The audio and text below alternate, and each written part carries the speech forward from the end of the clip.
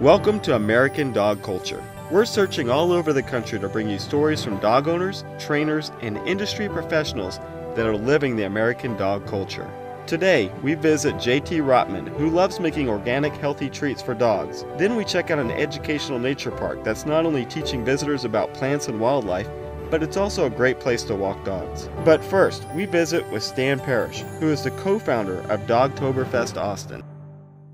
So Stan, tell me about Dogtoberfest. You guys, this is your seventh year to have correct. Dogtoberfest, and it's an amazing event, and you guys are really doing a lot for the community. Right. So back in 2008, along with my partner Julie Strong, we decided we wanted to do something to help raise awareness in the Austin area about dog rescue. It was fine for the rescue groups to do their own individual events, but we wanted to do something bigger to help get more attention and get it out there in front of people. So we started Dogtoberfest. It's an event that we do once a year. We host Austin-based pet-related businesses along with local Austin rescue groups. Over the years, we've added different events, the costume contest, the wiener dog races. We've brought on national sponsors for different media, and it's just grown. Wow. It's really grown. It's been a lot of fun seeing it. This past year, we've had, I think, something like 6,000 or 7,000 people attend our one-day event. Wow, and you know, some of the wiener races are just absolutely amazing. They're fun. They're so fun. Cute. Yeah, to see those little dogs with their short little legs flying through the air, you can't comprehend how they can do it. Yeah. It's a lot of fun. And then you see the little ones who get distracted and go off to the sidelines just to say hi to people. Wow. And you have the police department also participates in your event. Right, so Austin is just a great city for dogs. Everybody is dog friendly. The event venue where we hold this at, every single store is dog friendly. You can take anything from a miniature schnauzer to a Great Dane in any of the stores. The APD group, the Austin Police Department, comes out every year with their canines, the German Shepherds, and they do a full-on demonstration. And the kids love it. It's good for the public, but it's also great for the kids. Dogtoberfest is helping so many organizations in town, and a big part of what you guys are doing is helping organizations with puppy mill awareness. Correct. And what that's about, and how important it is to adopt an animal. Right. So let's talk about a little bit about that aspect of what you guys are doing. Okay. So many people don't realize that when puppy mills are done with their breeder dogs, they end up getting dumped at the shelters because they don't have any more use for them. Or just general people whose dogs are not spayed, they're not neutered, they're having puppies, they're dropping them off at the shelters. If a rescue group doesn't get the dogs, or if somebody doesn't come and adopt them, those dogs are being euthanized. And there's literally hundreds of thousands of dogs being euthanized every month across the country. What Dog Rescue does is they go in and they save as many of those dogs as they can. They bring them into their organization, they put them into a foster home, they're provided all the veterinary care that they need, and it's completely nonprofit, 100%. People are donating their time, they're donating their homes, they're spending the money on the dog food, and then through donations, the rescue groups are able to pay for the veterinary bills to make sure that the dogs are healthy. There's many dogs that come in that are old, they're sick, they've got different health issues that never get adopted. So those stay as permanent fosters. So they'll be in somebody's homes for the rest of their lives, just staying comfortable, happy until their last days. The rescue groups do such a great job across Austin, across the country. Anybody that goes anywhere in the country, if you go out on a website called Pet Finder, you'll be surprised how many rescue organizations there are in every single city.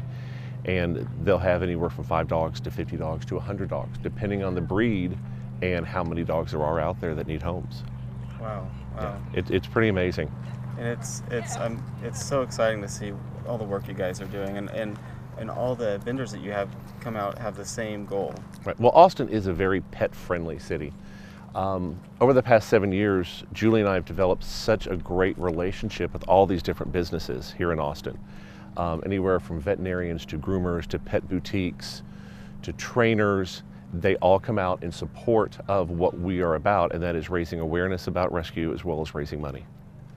So even if somebody can't come out to one of the Dogtoberfest events, they can still help you guys out with your efforts. Right, you can donate on our website, dogtoberfestaustin.org. All of your donations are 100% tax deductible, and all the money goes to the local rescue groups that are chosen to benefit that year.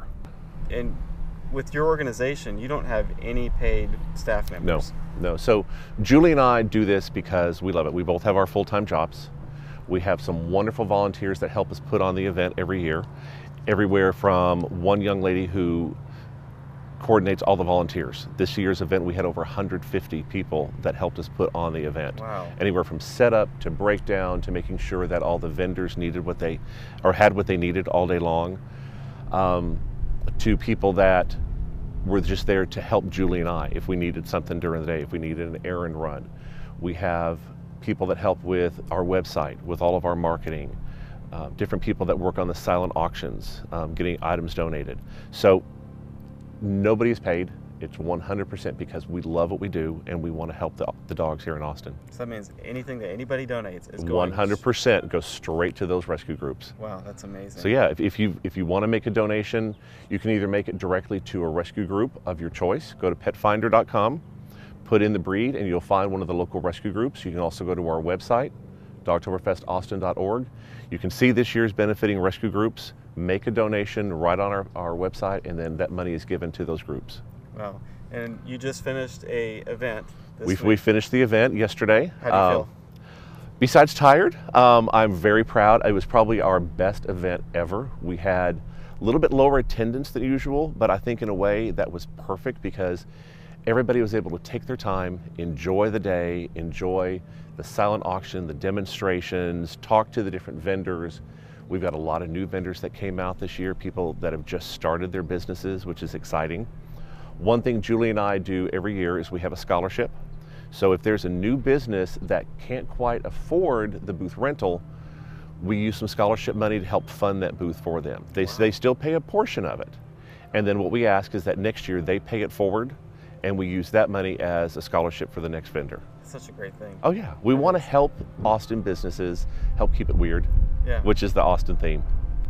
Well, this is an amazing venue that you have. This is the domain is wonderful. You guys are definitely living the American dog culture. We are. It's all about the dogs. And so are you already kind of thinking about next year? We are. In fact, this morning I already received an email from one of our vendors wanting to know if she can get signed up for next year. Wow. Yeah. Julie and I will be wrapping up all the financials over the next couple, probably 6 or 8 weeks. Getting the bills paid for the different rentals we have to do, having some other funds come in from mini events that we did. And then our goal is to have our checks out to the rescue groups before Christmas. That'll be a nice little gift for all of them. We'll take a couple weeks off, get the website updated, and then January we're going to start fresh on 2015's event.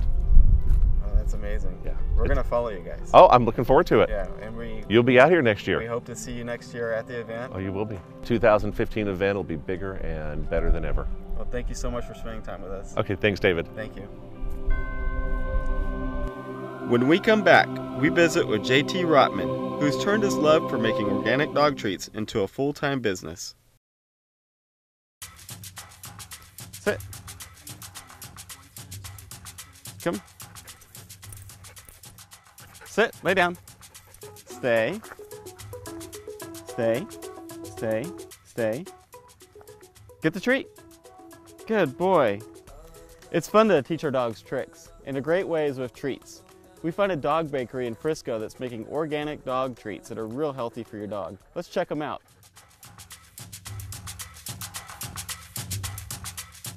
So JT, tell me about the start. Like, what got you into your involvement with the dog bakery and your interest in making organic dog treats? Sure. Well, first and foremost, I think anybody that is in the pet industry has to have a love of pets.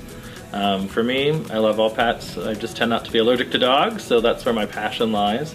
For many years, I baked my own treats for my dogs, volunteered at the local shelters, and through that process have 4 lovely dogs that now take up all of my time, and decided it was a good transition when I was laid off in 2009 from my career. Since I had the love of pets, I had the passion for baking treats, and an experience in boutique I was a regional manager for retail boutiques. It seemed like a natural fit to kind of do my own thing. Excellent. And I've actually tasted some of your treats, and they're not bad. What is it that you do with your treats that are different, and why is it so good for the dogs? Sure, and you're not the only one that has tried the treats, and I won't reveal any names. We actually have a client who purchases our ginger treats as treats for herself in addition to her dog. So I think that the biggest thing that is different in our treats is that everything is going to be organic. It's all going to be sourced in the U.S. So I can tell you, for instance, where the organic quinoa flour comes from, or the brown rice flour, the different things that we use as a base for our treats. The other thing you won't find is a lot of fillers. There's all non-GMO products in there, so they're definitely just a cut above, and they're just great quality for pets. Excellent, excellent. So, so what are some of the items that you've made today that you have? Sure. We have several pastry items that are made on a daily basis. One of my favorite for summer is it's actually a gluten-free vanilla cake. We call it our triple berry vanilla. It's got the summer berries in it, blackberries, blueberries, raspberries, and a great vanilla cake. What makes our dog treats a little different, that happens to be one of my favorites to eat with a cup of coffee, but there's no added sugar or salt in them. So maybe not to you or I, and some people might think it's a little bit bland. Also cheddar apple muffins, blueberry muffins, and my favorite is actually our pumpkin spice muffin that's coming up for fall, and we're gearing up to make those again. Now you're living the dog culture all the way around, from your business to your home, and you were just talking about volunteering. How did you get involved in volunteering? And that's something that we've talked about before in our show. Sure, absolutely. I think just having anybody that has a drive for pets and for community and looking for a way to get involved. I went down to the local shelter. I'd come across one of my friends who'd been volunteering for about 5 years, and I said, hey, I want to get involved.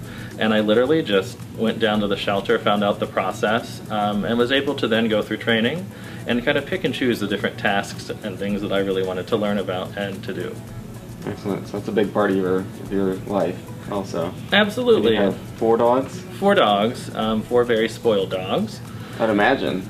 Yeah, though they don't get everything. As you can imagine, it'd be a little overkill, but they are great taste testers when we do new products. And I tend to give them just our grain-free treats that we do, and they get good antler chews and different things like that, but I try not to go overboard because it's really easy to do so. Yeah. Excellent. Anything else that you can tell us about your business and your dog lifestyle? Sure. I mean, I think the biggest thing about the business is we have a love of pets, we have a love of people, and it's for us about community. And American dog culture, I think, is a great phrase there that you're using, because it really is becoming a new culture. Different cities allowing dogs on patios, really kind of interacting with your pet, taking them places through training. So one of the things that we do in our business here is we host events where people can bring their dogs. Leashed dogs that are well behaved, of course, but it does give people an outlet to really kind of interact in the community. And also we do different things with different rescue groups where we host adoptions on site, because we still believe that is the best way to get a pet. We don't want to support any puppy mills, and there are so many great rescue organizations out there that if you're looking for a specific breed, it's not hard to find. Well, thank you so much for spending time with us today. Absolutely. And we'll see you around. Excellent. Thank you. Thank you.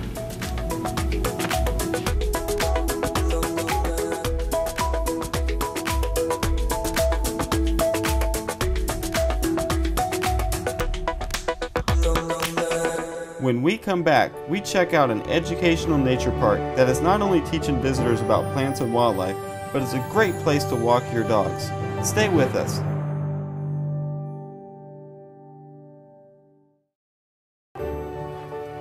We found a nature park in Mansfield, Texas that's teaching visitors about plants and wildlife, but it's also a great place to walk your dog. Let's check it out. Belinda, thank you so much for spending time with us today. This is an amazing park. It's a great place to bring your dog for a walk. Tell me a little bit about the history of this amazing place. Well, this property is about 80 acres, and that 80 acres and a little more was owned by Elmer W. Oliver and his family.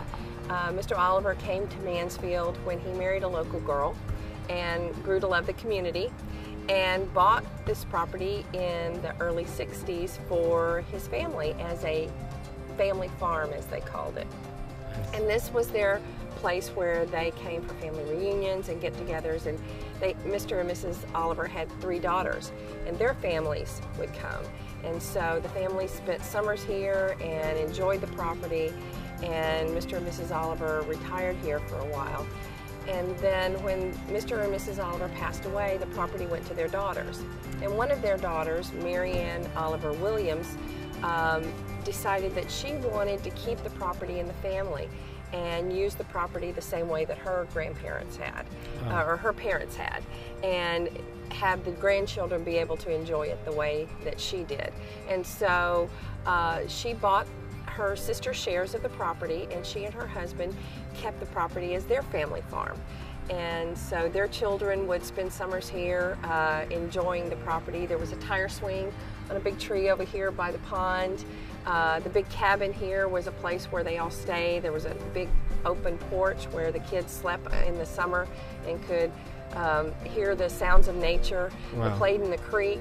So they really enjoyed the property as a family. I could just see a kid right now on a swing jumping into the water. Exactly, and we've had a really great time with the Williams family, hearing all kinds of really terrific stories about the summers that they spent here. But the city kind of kept an eye on this property. We knew that it was this gorgeous piece of property in the middle of the city, untouched, and we saw what the possibilities could be. And I think the Williams family did as well. And our since retired assistant city manager, Kathy Anderson, who was over our Parks and Recreation department then, kept in touch with Mrs. Williams and said, if you're ever interested in selling, just please give us a call before you do anything. And in 2004, Mrs. Williams called and said, I think we're ready. And Kathy said, I'll be right there. Wow. And she left immediately and came to the property and walked it for a couple of hours with Mrs. Williams and listened to all those stories. And so the plans began to take shape then. Unfortunately, Mrs. Williams passed away in November of 2004 as we were finalizing the sale of the property. So she never had a chance to see this come to fruition. But her husband and their children have, and they're very proud of it as well. The City Council, the Parks Board, our Parks and Recreation staff, they've all worked very hard to make this park what not only what we envisioned, but what the Williams family did. They decided that it didn't need to be neighborhoods, that they wanted the whole entire community to enjoy this park the way that they enjoyed the property when their family was here. So it's turned out to be a really special place, and the one stipulation they had was that we name the park for Pops, as they called him, Mr. Oliver, and one of his famous quotes was that this property was where his roamings end. He spent a lot of time traveling throughout his life, and he saw this as the place where he could finally be at home. And so that's why we have the quote there on the wall here at the entry of the park. So we think that the park has really truly become not only what Mr. Oliver envisioned it to be and what the Williams family did, but what we as a community have wanted for our city. I love bringing my dog out here after a long day at work. It's a great place to unwind. I walk around, I see all the beautiful plants and so many different species of animals. And you guys have actually turned this into a place where you can educate students. We have. Part of the park's allure is the nature here, and the fact that there's so many different kinds of trees and animals and wildlife. And so we have a nature education specialist who is on staff now with the city, and we have programs here every day. We have everything from kindergartners coming out for field trips to seniors taking nature walks. We even do night hikes, so you can see this park at night. Oh, wow. So it's a really interesting place to do those kinds of things. So nature education was a big part of what we wanted to accomplish with this park. It's one of the reasons why we have our tagline for the park. We want to educate our community about nature, and we want them to be able to appreciate what we have here in the community, this untouched piece of property. And as a result of that education and that appreciation, they'll focus on preserving.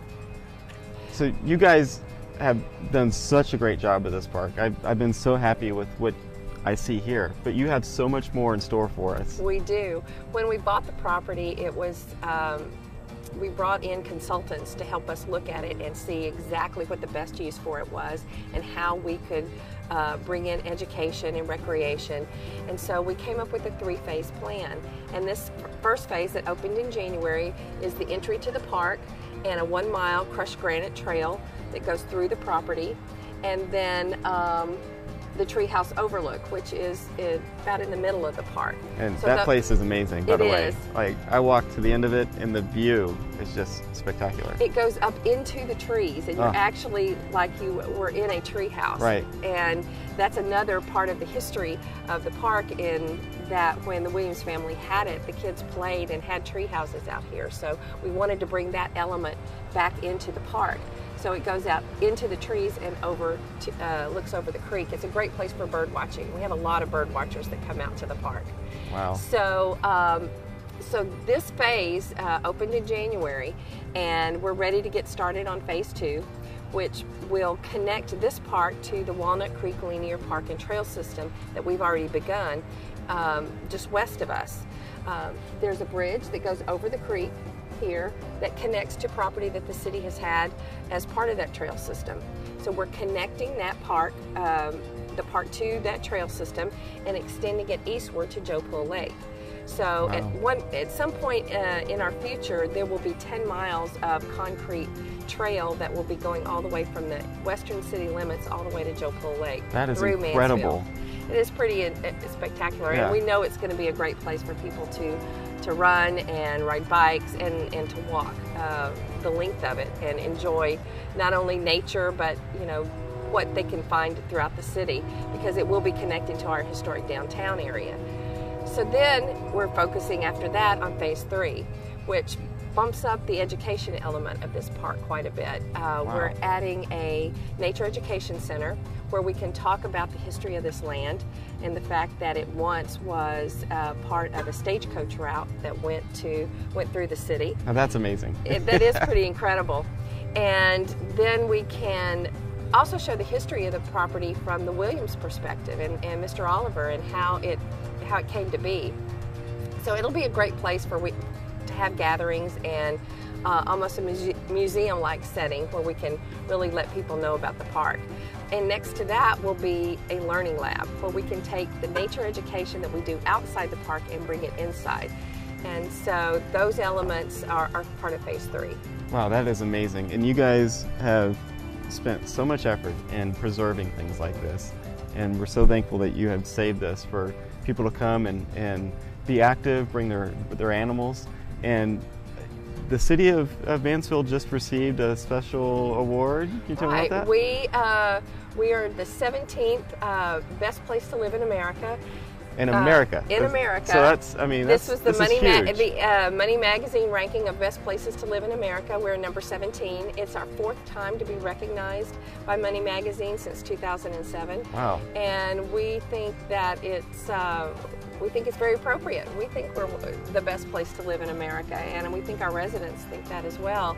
And so it's really nice to get that validation from someone outside who looks at our community and sees what a special place it is. Well, that's amazing. Congratulations to the city. Thank you. And thank you so much for preserving places like this. Well, we're really pleased that the community loves it, and we really are glad that the dog lovers in Mansfield really love this park. It's very well used by them. They bring their pets out here.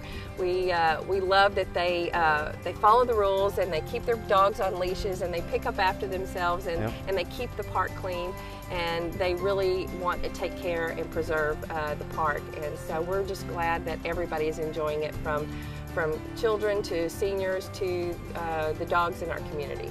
Well, thank you, Belinda, for spending time with us today. No, it was great. Thanks for coming out. Thank you so much.